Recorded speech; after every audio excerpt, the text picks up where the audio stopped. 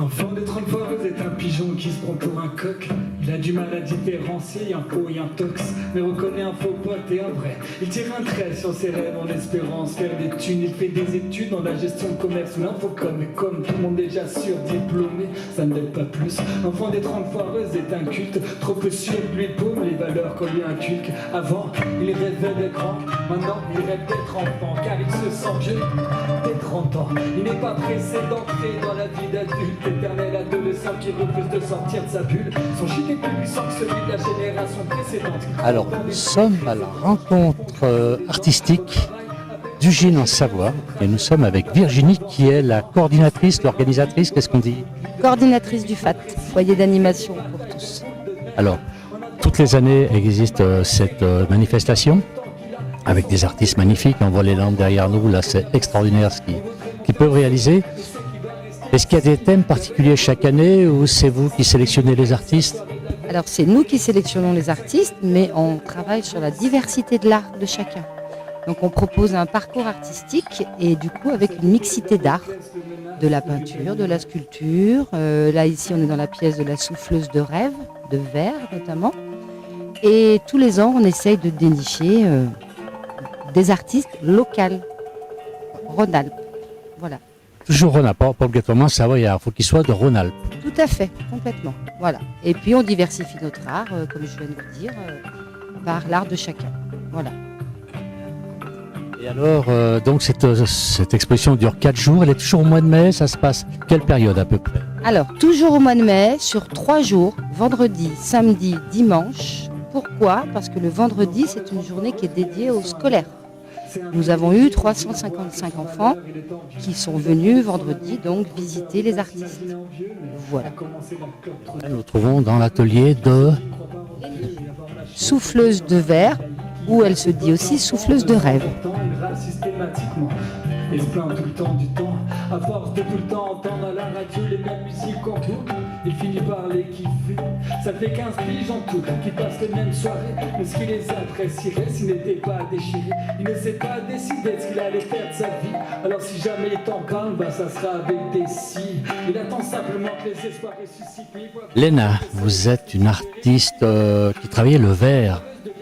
Oui, et plus exactement le verre soufflé à la canne de manière traditionnelle. Donc voilà, nous quand on souffle, on utilise 3 fours, donc un four de fusion, un four de réchauffe et des arches de recuisson.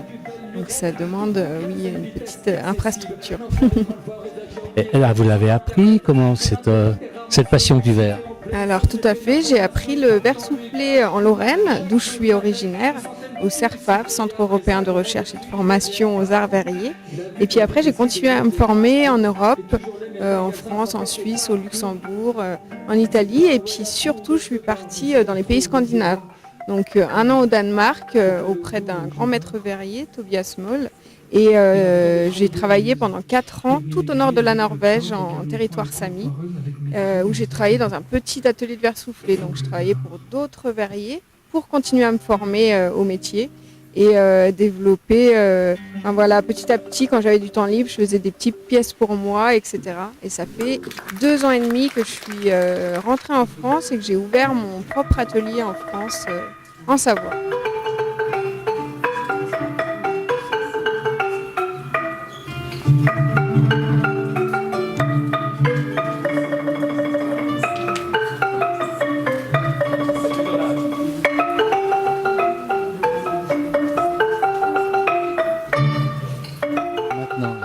Maryvonne, qui est peintre, qui fait des choses un peu particulières, Maryvonne.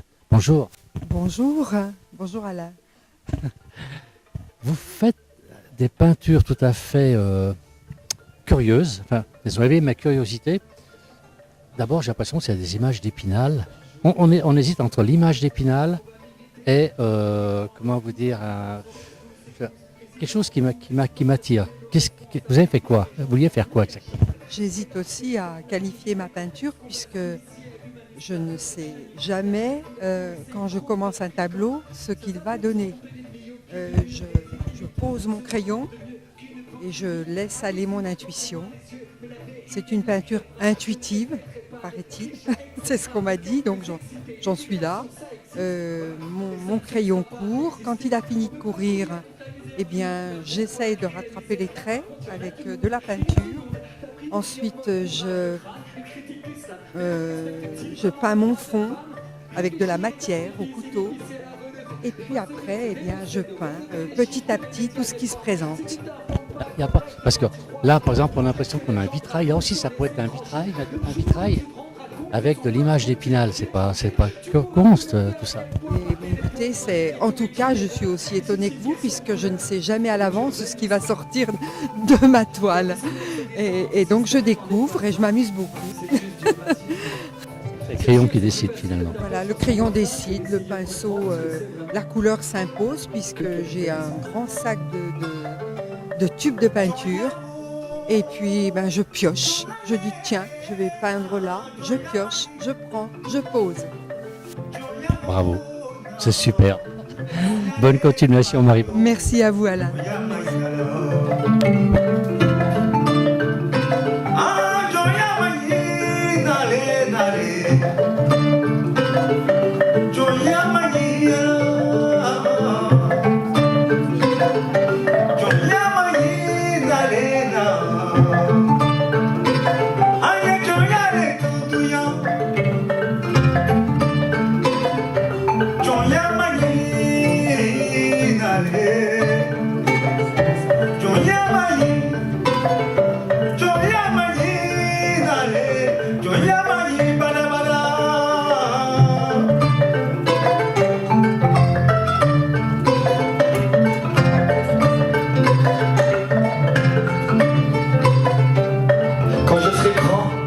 Je voudrais pas être un migrant, dénigré sur les écrans par des vieux écrits méprisants. Je voudrais pas risquer la prison pour des raisons étranges, être réprimé, déprimé, trimé pour n'être qu'un étranger qui dérange.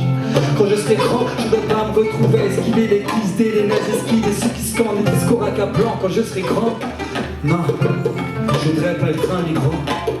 Quand je serai grand, quoi qu'il arrive, je préférerais être un migrant qu'un de ces racistes décérébrés qui passent leur vie à raconter les incompréhensibles à démonter. Plus que dénoncer la diversité est une hérésie. Quand je serai grand, j'éviterai de me tromper de cible. Le mélange des cultures est une chance, croire le contraire est risible. Bien sûr que tout le monde doit être bienvenu partout. Peu importe ton parcours, personne ne peut t'empêcher de vivre.